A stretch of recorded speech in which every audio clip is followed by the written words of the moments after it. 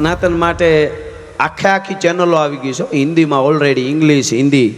હાવ ખોટું ન બોલવાનું કૃષ્ણ ઉપર, રામ ઉપર, સીતા, મહાદેવ, દેવ, આપણા ઋષિ બધા ઉપર બધું ઓલરેડી તૈયાર થઈ ગયું છે. આપણે આપણા બાળકો સુધી, દુનિયા સુધી સાચું નહીં પુગાડીને આવું નહીં કરતા રહી તો ઓલા તો ઓલરેડી પહેલેથી તૈયાર જ છે. એની પાછળ જે રૂપિયા, ઘણા શું કે તમે આવું કરશો એટલે કે રૂપિયા બહુ બગાડે છે. આપણે બગાડતા જ નથી રૂપિયા, તો આ તો આપણા સતમાર્ગે જાય છે. બાકી રૂપિયા વાપરે છે ઓલા બીજા ધર્મમાં લેવાવાળા, એને તમે એના આંકડા તમે જોવો તો તમને મગજમાં ન બેહે. એટલે આજે આપણે પૂજ્ય સંતો અહીં બેઠા છે એટલે મારે કહેવું છે, ન બોલવાનું બોલાય છે. હવે હું તો એમ કહું છું કે આપણે સાચા ઇતિહાસો, હવે રાધા કૃષ્ણ પ્રેમની વાત આવે તે કે રાધા અને કૃષ્ણ પ્રેમ કરતા હતા. અરે તમારા ગોરખોદિયા જેવા મોઢા, ક્યાં અમારો કૃષ્ણ કનૈયો 11 વર્ષ 52 દિવસનો હતો તેદીની રાધાની આ બધી વાત છે. પછી 32 વર્ષના થયા ત્યાં સુધી ભલે મથુરામાં રહ્યા, પણ હવે ઈ કરે અહીંયા તો શું છે, હેલું પડે એને જોડી દેવાનું. આ શિવ કથા છે, તમે જો શિવરાત્રિ આવે ને, શિવરાત્રિ એટલે ગાંજા ગોતે ને ભાંગ ગોતે બાપુ.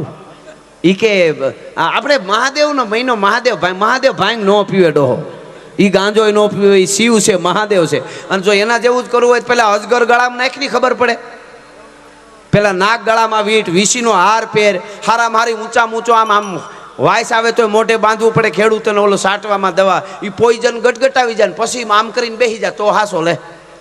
આ તો હું હેલું પડે ત્યાં. હું તો કલાકાર મિત્રોને વિનંતી કરું, હવે બધા જે ગાતા હોય એને, ભોળાનાથે ભાંગ વાવી નિંદે છે ગણે છે એવું ગાતા જ નહીં. ભોળોનાથ ભાંગ પીએ જ નહીં, એવું કંઈ છે જ નહીં શાસ્ત્રોમાં. હકીકત કહું છું તમને, નહીં ભાંગ નહીં. પાર્વતીજી પાણી વાળે છૂટા મેલી કેસ લે, ગજબ છે. આ બધું આપણે બંધ કરી દેવાનું છે હવે, કારણ કે ઓલા વામપંથીઓને જડી જાય છે કે આવા છે તમારા ભગવાન. આપણે ગમે ત્યાં જોડી દઈએ ને એટલે એ મોકો લઈને બેઠા છે. કૃષ્ણ કોણ છે?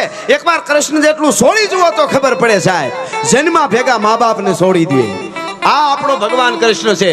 અને પછી ગોકુળમાં આવે, ગાયુંને પ્રેમ કરે, ગોપીઓને, રાધાને, નંદરાજાને, બાપને પ્રેમ કરે, માં જશોદાને પ્રેમ કરે, અને થોડોક મોટો થાય તો એને બધાને છોડી દે. છોડવું કોઈ એમ કહેવાય, એ હીખો તો ખબર પડે. દ્વારકા વાળો શું છોડી દીધું, બધું છોડીને મથુરા આવે, મામાને મારે, 32 વર્ષના થાય ત્યાં સુધી રાજ કરે.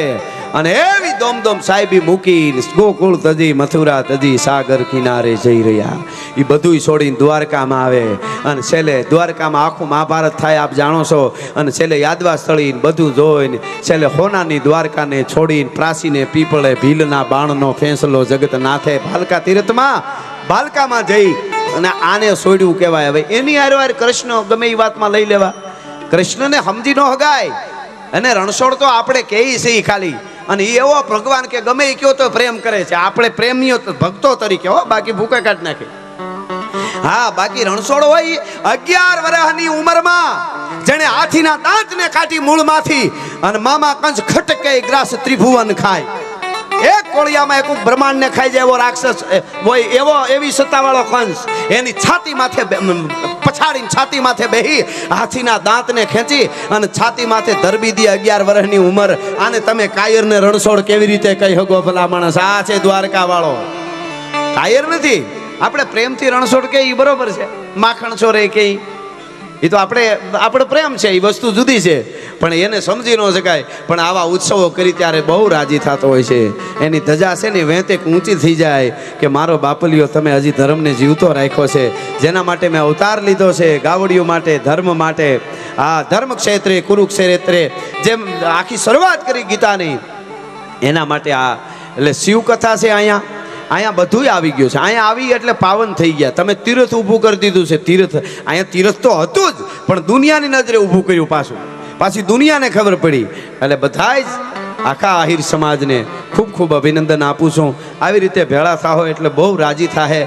મહાદેવ ભોળિયો રાજી થાય, માં શક્તિ રાજી થાય, અને દ્વારકા વાળો રાજી થાય કે હવે મારે ચિંતા કરવા જેવું નથી, મારા ભક્તો છે એ બરોબર ભેળા થાય છે. બધી રીતે હું તો યુવાધનને કહું છું, હમણાં ગામડા સુધી અમુક વસ્તુ ભૂગી ગઈ છે. હું આથી ચારણ તરીકે આવ્યો એટલે કહીશ થોડું. ઈંડાની રેકડીઓ આવી ગઈ છે.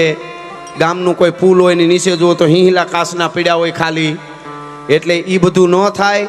અઠવાડિયે ભેળા થઈને તમે ગીતાના પાઠ કરો, જુવાનડાઓ ફ્રી થાવ ને જે તમારું ગામડું હોય ગામને સોરે હનુમાન ચાલીસા બોલો.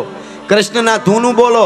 એ હાથથી તમે શરૂઆત કરજો. હાથથી 70 ને 70માંથી 700 થાય તમારા સંગઠન મિત્રો હો, જ્ઞાતિ જાતિ કોઈ પણ હોય, બધાય ભેળા થાવ. એમાંથી તમને બિઝનેસ કરવાનું મળશે, એમાંથી તમને બીજું ત્રીજું તમે એક થાઓ અને તમે આગળ વધશો. દુનિયા અટાણે હરણફાળ ભરી રહી છે. હા, તમે જો ચાઇનાના યુવાનો અમુક કલાકોમાં નવું સોફ્ટવેર તૈયાર કરે છે. આપણે અહીંયા અમુક કલાકોમાં યુવાનો એક જ્ઞાતિવાદનો મેસેજ તૈયાર કરે છે અને પછી આપણે એમ કહીએ ભારત બધાને ભૂકા કાઢી નાખે. એમ ન નીકળે. સંઘર્ષ કોને કહેવાય? સંઘર્ષ કર્યો છે. આપણા શાસ્ત્રો વાંચી, આપણા ઇતિહાસ વાંચી તો ખબર પડે સંઘર્ષ કોને કહેવાય. સતત જાગ્રત રહેવું, આપતું રહેવું. હું ગઈકાલે મેં કીધું તું ને આજે કહી દઉં. જ્યારે યુદ્ધો આવતા હતા ને, મોટી મોટી સેનાઓ આવતી હતી ને માથે બાદશાહોની, તેથી 18 વરણ એક થઈને જોડાઈ જતું હતું. ખેડૂતો એના ખેતર હળગાવી દેતા. બાપુ, ખેતર હળગાવી દે ખેડૂ. ડુંગરોમાં વયા જાવ એટલે દુશ્મનોને દીકરાઓને એક કણ ન મળે. ખાય હું, કુવા પૂરી દે, પાછા ગાળી દે હું. માલધારી હોય તો એ પશુપાલન લઈને ડુંગરમાં વયા જાય. જોઈએ એટલું દૂધ આપશું, માખણ ઘી કરવું નથી, તમને ખવડાવવું છે. દરજી છે અમે કપડાં પૂરા પાડીશું. ઉતાર કે રથ બીજું ત્રીજું એ અમે બનાવીશું. લુહાર કે અમે તરવારો બનાવશું. વણકર હોય તો અમે કે વેજા વણીશું, અમે ઈ કરશું. વાણંદ હોય એને એનું કામ સંભાળી લીધું. ભીલો કે કોળી ભીલ બીજા ઠાકોર જે કાંઈ હોય, સેનામાં બધાય જ્ઞાતિ જોડાઈ જતા હતા, એક થઈ જતા હતા. શું કામ? યુદ્ધ આવ્યું છે. હવે પાછું વેપારીઓ એમ કહે છે કે અમે અમારા વેપાર બધા છોડીને તમારી યારે તમારા વેપારમાં કાંઈ નથી જોતું. ત્યારે 5000 વર્ષ પછી મંડપ બાંધી હગી છે, ગીતા ને ભાગવત ને શિવ કથા કરી હગી. નકરે નકરી રામને ધન લાગી દીએ કોક ઊભા મોરની હોય, એમને ન થાય કાંઈ. બહુ મોટી વાત છે. કહેવાનો અર્થ મારો એટલો છે કે આવી રીતે આપણે એક થતા રહીશું. ધર્મ અંદર જગાડવો જોઈએ. હવે ધર્મને જીવનમાં હવે ઉતારવો જોઈએ. સાંજ પડી આપણે પેલા આપણા બાપ દાદા ઠાકર આરતીએ જાતા ને બધું કરતા. હવે આપણી કારણ કે એટલો વખતનો હોય બિઝનેસ ફલાણું ધંધા, પણ ગાડીમાં દી આચમે ને એટલે ઘડીક ખાલી ગાડીમાં બેઠા બેઠા પગરખા કાઢી અને એકાદી માળા ને એકાદી સ્તુતિ કે જે માનતા હોય દ્વારકા વાળાની મહાદેવને માતાજીને કે હે મારા બાપ 21મી સદીમાં આવા હાવ ટેસડા સુખના ખટારા ઠેલવા છે, એમાં તે અવતાર આપીને અમે મોજ આપી છે. દ્વારકા વાળા તને વંદન કરું છું, એથી વધારે બીજું શું જોઈ? આટલું કહેશો ને જિંદગીમાં કોઈ દી તમને તકલીફ પડવા દે તો એ દ્વારકા વાળો ન કહેવાય, ભલા માણસ આપણો બાપ ન કહેવાય.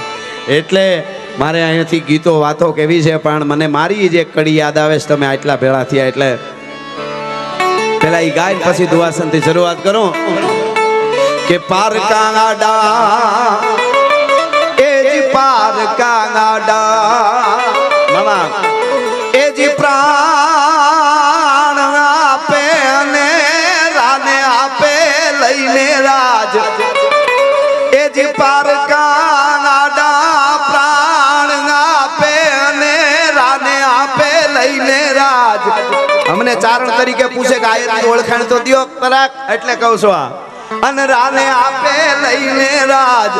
દરિયાના કાંઠે જાજો તમે, પાણી દોડી દોડીને આવે. વીળ આવે ને દ્વારકા જાવ તો આવે. ઈ શું કામ દોડી દોડીને કાંઠે આવે છે? ગોથા મારવા નહીં, મોઢે ફીણા વાળવા નહીં હો. આ મારી કડી છે, સાંભળજો. એ જ પાર કાંગાડા એ જ પ્રાણ આપે અને રાને આપે લઈને રાજ. હા હા, એવા જોવા કુળ આયરના અને કાંઠે આવે નીર હાયરના. ઈ કુળને જો આવે છે હજી છે ને, નથી ને વાંધો. પગ બેકી બેકી રમતા હોય ગામના પાદરમાં, એવા કંઈક નથી ને થઈ ગયા. બાપુ જોવા આવે છે. જવાબદારી મોટી છે તમારી. આખી બસ સુઈ જાય તો વાંધો ના આવે, ડ્રાઈવરને ન હોવાય. એમને નથી ભેળા કર્યા, એટલે બહુ મોટી જવાબદારી છે. તમે આપવા વાળા છો. આયરનો આશરો એટલે કીધું ધન ખૂબ કમાવો, તમારી તાકાત હોય એટલું કમાજો. એ સબ માયા હે ઈચકા ક્યાં કરે એમ ન હાલે. કાલે આ બધા બિલ ભરવા પડે છે પાછા. હા, ઈ તો છે જ ને, એમ નહીં. પણ કમાણા પછી આયરનો દીકરો ધર્મનું રાષ્ટ્રનું કામ આવે અને એનામાં સંકોચાય હોય તો દ્વારકા વાળો એનો ઈષ્ટદેવ લાજે, ભલા માણસ. એવું કોઈ દી બને જ નહીં. કોઈ જ્ઞાતિ માથા દેવામાં પાછા ન પડે. રૂપિયા શું ચીજ છે? હવે આજે કેવું સારું છે મામા, રૂપિયા જ દેવા આપણે. આપણે જો ક્યાંય તરવાર લઈને જવું પડે એમ છે નહીં. આપણી પોલીસ છે, આપણી સેના છે, બરોબર. આપણે માત્ર ને માત્ર એક થવું, જ્ઞાતિવાદ જાતિવાદ મૂકીને બધા એક થઈ અને રાષ્ટ્ર માટે કરવા માંડી રહે.